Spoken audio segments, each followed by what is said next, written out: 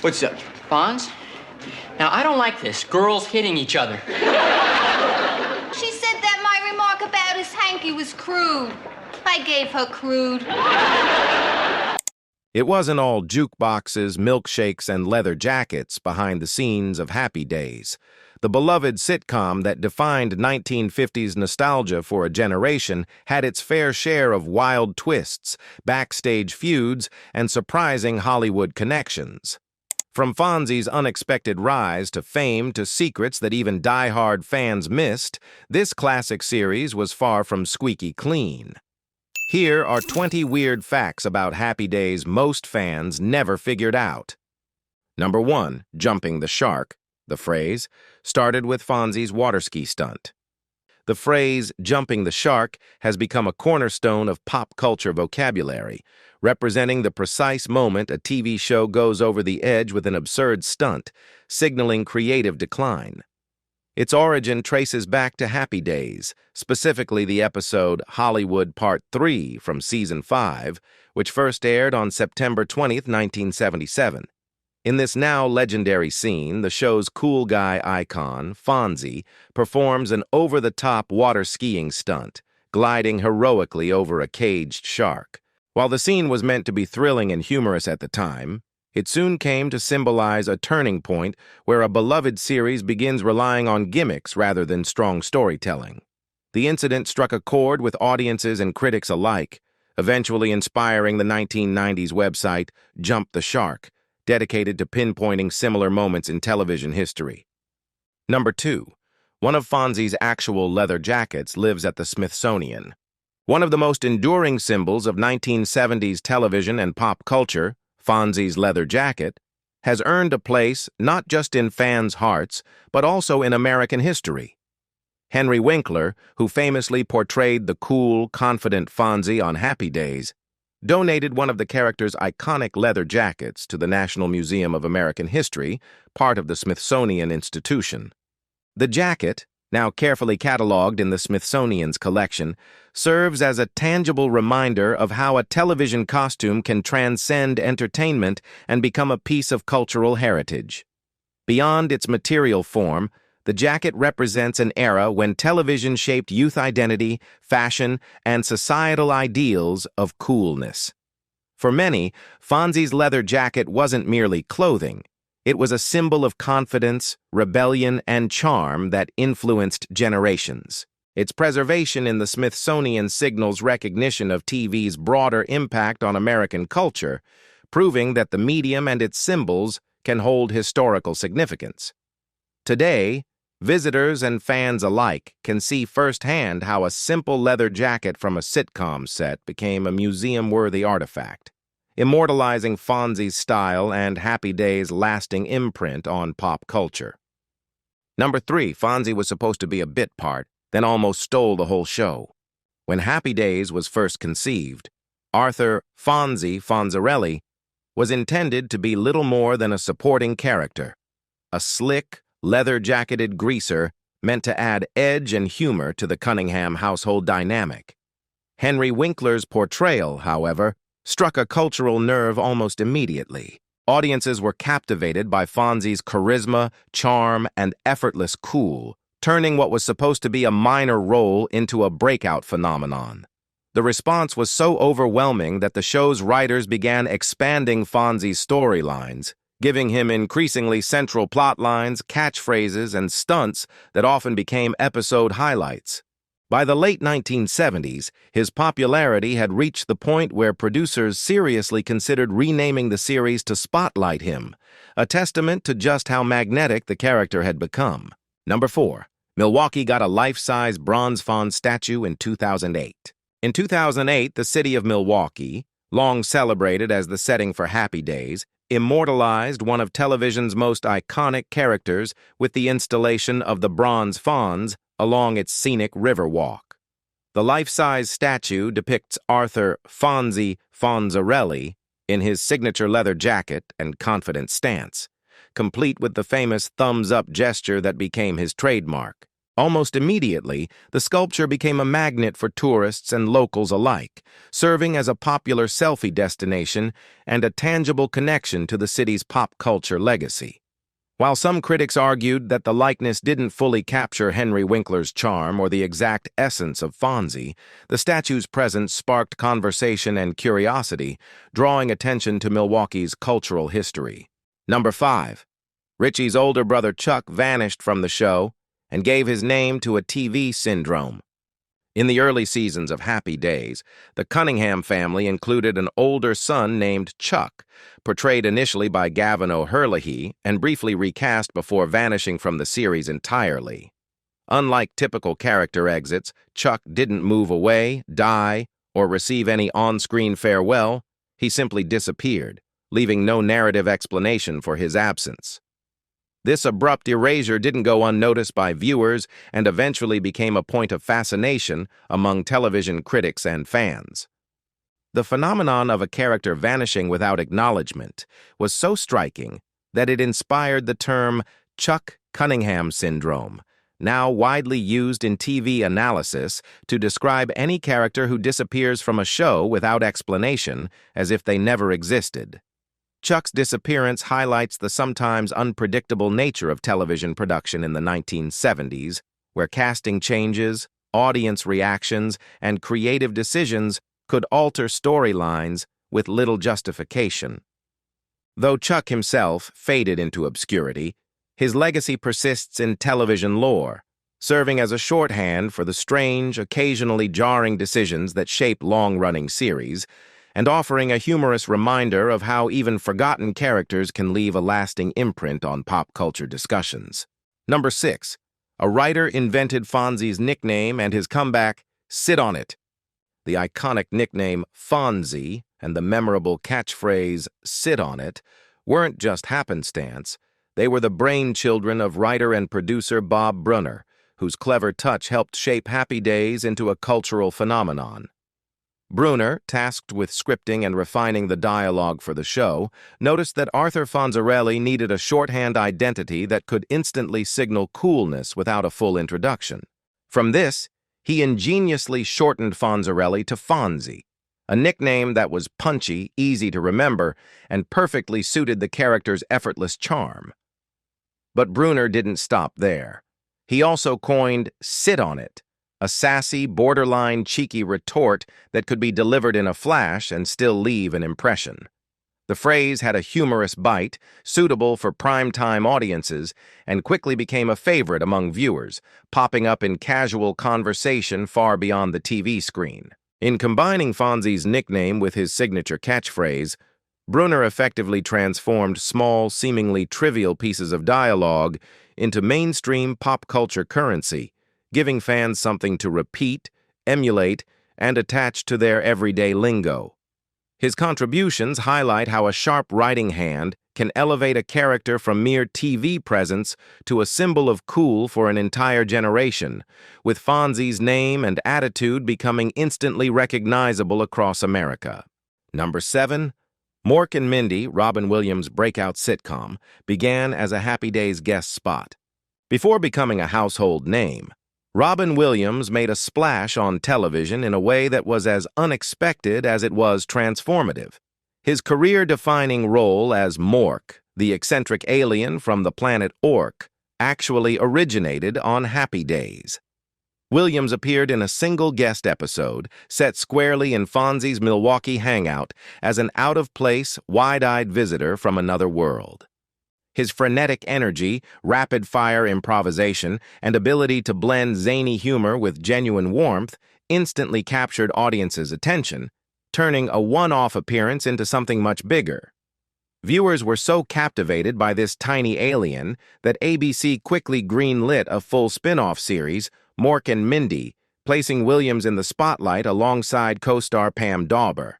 This move not only launched Williams' television career, but also showcased how a guest character could redefine a show's universe, crossing over from the grounded world of Happy Days into the absurdly comedic and fantastical. Interestingly, Mork's origins on Fonzie's turf made the connection feel organic, yet surreal. The cool, leather-jacketed world of Milwaukee suddenly collided with interstellar oddity. Williams's explosive performance on that single Happy Days episode proved pivotal, transforming him from a relative unknown into one of television's most beloved and influential comedians, and setting the stage for the late 1970s, early 80s phenomenon that Mork and Mindy would become. Number 8. The show even spun a Saturday morning cartoon out of Fonzie. Happy Days' influence didn't stop at primetime. It even leapt into the world of Saturday morning cartoons, proving just how far the brand could stretch. In 1980, Hanna-Barbera produced The Fonz and the Happy Days Gang, an animated series that transformed Fonzie and his friends into crime-fighting, time-traveling heroes for a younger audience. The show featured voice work by original cast members, including Henry Winkler as Fonzie and Don Most as Richie Cunningham, preserving a sense of continuity even in cartoon form.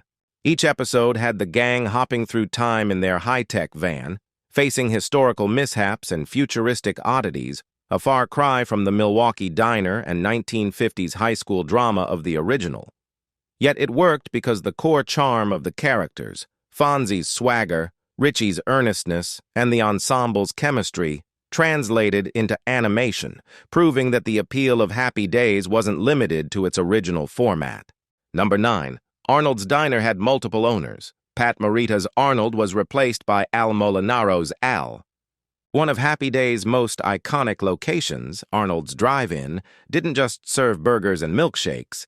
It also served as a revolving door for its on-screen proprietors. In the show's early seasons, the diner was run by Pat Morita as Arnold, a quirky, soft-spoken owner whose interactions with Richie, Fonzie, and the gang helped establish the warm, nostalgic tone of the series. Morita brought charm and comedic timing to the role, but he eventually departed from the show, seeking other opportunities. This departure left a noticeable gap, and the producers brought in Al Molinaro as Al Del Vecchio, a more laid-back and fatherly figure, who quickly became the enduring face of Arnold's for the remainder of the series. Al's approachable, genial persona resonated with audiences, and he helped solidify the diner as a central hub for Happy Days' teen drama and comedy. Meanwhile, Pat Morita's career skyrocketed after leaving the show. He would become internationally famous as the wise martial arts mentor Mr. Miyagi in the Karate Kid films. The transition from Arnold to Al illustrates both the series' evolving cast dynamics and the way Happy Days could adapt seamlessly, keeping Arnold's Diner a beloved setting even as the faces behind the counter changed. Number 10. Roz Pinky. Tuscadero's actress was quickly dropped and later had serious legal trouble. Roz Pinky Tuscadero burst onto Happy Days as a bold, confident love interest for Fonzie, instantly standing out with her leather jacket, swagger, and playful charm. Played by Roz Kelly, Pinky was designed to bring a fresh, feisty energy to the show, challenging Fonzie in ways that thrilled audiences. However, behind the scenes, her time on the series was short-lived. Reports of on-set tension and creative disagreements led to her character being written out after only a handful of episodes. Despite her brief appearance, Pinky left a lasting impression on viewers, becoming one of Fonzie's most memorable flings and a pop culture touchstone of the 1970s.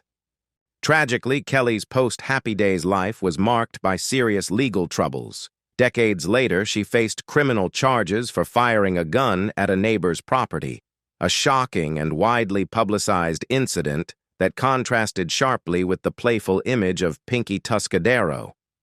This dark turn served as a sobering footnote to a character once associated with fun, rebellion, and youthful energy. For fans, Pinky remains iconic, but Kelly's real-life troubles cast a complicated shadow over the actress's legacy, highlighting how fleeting television fame can be. Number 11.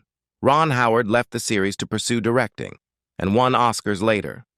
Ron Howard, forever remembered as the wholesome teen Richie Cunningham on Happy Days, made a bold career move in 1980 that would redefine his place in Hollywood. At the height of the show's popularity, Howard chose to leave the sitcom, a decision that surprised fans and cast alike, to focus on his burgeoning passion for directing. While many child and TV actors struggled to break free of their early screen personas, Howard approached the transition with a clear vision and relentless work ethic. Over the next 2 decades, he meticulously built his directing resume, tackling projects that ranged from comedies to serious dramas, steadily earning respect behind the camera. His breakthrough came with films like Apollo 13, Cinderella Man, and ultimately A Beautiful Mind, for which he won Academy Awards for Best Director and Best Picture. Number 12. Happy Days produced a surprising number of spin-offs, some legendary, some flops. Happy Days, beyond its role as a defining late 70s sitcom, became a surprisingly prolific launchpad for spin-offs, some of which became cultural touchstones, while others faded quickly. Its most enduring success was Laverne and Shirley, which followed the adventures of Fonzie's friends Laverne DeFazio and Shirley Feeney, becoming a top-rated series in its own right. Mork and Mindy introduced the world to Robin Williams' chaotic genius, turning an alien fish-out-of-water concept into a breakout hit. Yet not every offshoot soared. Joni Loves Chachi tried to capitalize on Fonzie and Joni's popularity, but it struggled to find a lasting audience. Other experiments, like Blansky's Beauties and Out of the Blue, barely left a mark, while the Fonz and the Happy Days gang brought the characters into Saturday morning cartoons, illustrating the franchise's reach into children's programming. Number 13. Several cast members sued over merchandising revenue in 2011, and the matter later settled. Decades after Happy Days first aired, the show's legacy sparked a legal dispute in 2011 when several former cast members filed a $10 million lawsuit against CBS and Paramount. The actors claimed they had not received their fair share of revenue from a wide range of Happy Days merchandise, including action figures, lunchboxes, slot machines, and other branded products that had continued to generate profits long after the series ended. The lawsuit drew mainstream media attention, highlighting how lucrative television merchandising could become, and how complicated revenue agreements were for shows that ran in the pre-home video era. Fans were surprised to learn that items featuring iconic characters like Fonzie, Richie, and the gang were still producing money decades later. The legal proceedings underscored broader questions about actors' rights to merchandising royalties, a topic that has affected multiple classic TV series. While details of the settlement were not publicly disclosed, reports confirmed that the matter was resolved, bringing closure to the dispute and allowing the actors to receive compensation they felt was long overdue. The episode remains a notable reminder of the enduring financial and cultural footprint of Happy Days. Number 14. Joni Erin Moran died tragically in 2017, and early reports led to speculation later clarified by the coroner. Erin Moran, beloved for her role as Joni Cunningham on Happy Days, died tragically in 2017 at just 56 years old. Her death initially sparked widespread media speculation, with early reports offering conflicting and sometimes inaccurate accounts, fueling public confusion and concern. The coroner later clarified that Moran had succumbed to complications from stage 4 squamous cell carcinoma of the throat, putting an end to the rumors. Her passing not only saddened fans, but also reignited discussions about the struggles some former sitcom stars face long after their shows have ended. Despite Happy Days' massive cultural impact, Moran, like other actors from classic series, reportedly dealt with limited financial security and health support in her later years. Number 15. The series ran 11 seasons and 285 episodes. It was a 1970s TV juggernaut. Happy Days was more than just a sitcom. It was a television phenomenon that dominated the small screen throughout the 1970s and early 80s. Airing on ABC from January 15, 1974 to July 19, 1984, the series produced an impressive 11 seasons and 255 half-hour episodes, a testament to its enduring popularity. Its nostalgic portrayal of 1950s Americana, combined with lovable characters like Richie Cunningham, Fonzie, and Joni, struck a chord with audiences across generations. The show reached its peak in the 1976-77 season, topping the Nielsen ratings and cementing its status as a cultural touchstone. Beyond ratings, Happy Days became a breeding ground for spin-offs, merchandise, and catchphrases, embedding itself in the American pop cultural landscape. The longevity of the series also reflected the era's television landscape, where multi-season runs were markers of both quality and mass appeal. Its combination of humor, heart, and nostalgia allowed it to remain relevant and influential, making it one of the most iconic and commercially successful sitcoms of its time, and leaving a legacy that continues to be celebrated in syndication and popular memory. Number 16. The theme song Happy Days became a top 5 single, and the show helped revive Rock Around the Clock. Happy Days didn't just entertain, it reshaped the musical landscape of the 1970s by reigniting interest in 1950s rock and roll. The show's first season prominently featured Bill Haley and his Comets' classic Rock Around the Clock, and this exposure proved powerful. The song, originally a 1950s anthem, re-entered the charts in 1974, introducing a whole new generation to the energy of early rock. Building on that nostalgia, the series later adopted the catchy theme song Happy Days, performed by Pratt and McLean, which became a top 5 hit single and an enduring symbol of the show itself. The music wasn't just background, it shaped the identity of the series, linking the wholesome adventures of Richie, Fonzie, and the Cunningham family to the feel-good optimism of the 50s.